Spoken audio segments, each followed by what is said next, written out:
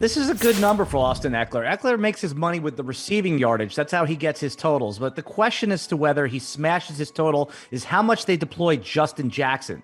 Last week, the touch split was 17-12 in favor of Ekeler. The Jags beat the Colts.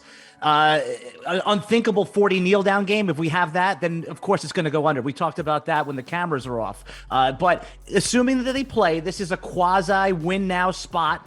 Ekeler is the trusted hand and should get the larger workload, and he's seen all season. So I like over there. Josh Jacobs has come alive. They hand him the ball. This is the type of weather that this is going to be an ugly game. The Raiders are going to try to run. I like the over on both of these props.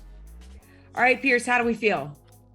The number's too high for Ekeler. He's only gone over 60 yards 10 times this season. As Alan mentioned, he's more of a receiving back, and that's kind of the better opportunity here against the Raiders, who not necessarily terrible against receiving running back, but they're definitely below average and have had a top 10 run defense. So I don't think it's really going to be an easy matchup for Ekeler. And then one of the things, and his average is 56 yards. So the number's kind of right on. I still think it's going to be a little too high. Corey Linsley, who is the free agent center that they brought in the offseason, he's kind of like a genius center. He anchors that offensive line. He turned them into from one of the worst offensive lines to average to below average, or well, above average.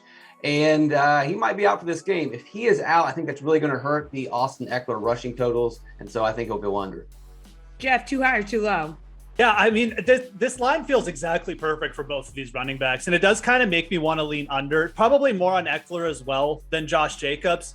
You look at Ekeler, like he's had double-digit carries in 9 straight games, but he's also never exceeded like 14 carries or something. So, I mean, he's going to get right in there. But Pearce mentioned the O-line issues as well. And the Raiders, to their credit, have actually improved as a rush defense, like just a little bit as the season has gone on here at the end. I think this game's going to be close. I think you're going to see more passing too from both offenses than rushing, really. So I'm not looking at Ekeler to all of a sudden get 18 carries here. Alan mentioned Justin Jackson. I would take the under on Ekeler. I think I would be more inclined to either just not touch Jacobs altogether or maybe even take the over. He's improved as a rusher. He's gotten a little bit healthy a bit as well. And if the Raiders do get out in front here, they've actually run the ball a little bit more lately. So Jacobs is probably one I'd either fade or even think about taking the over if you like the Raiders side. I think the under on Ekeler is actually a solid bet here.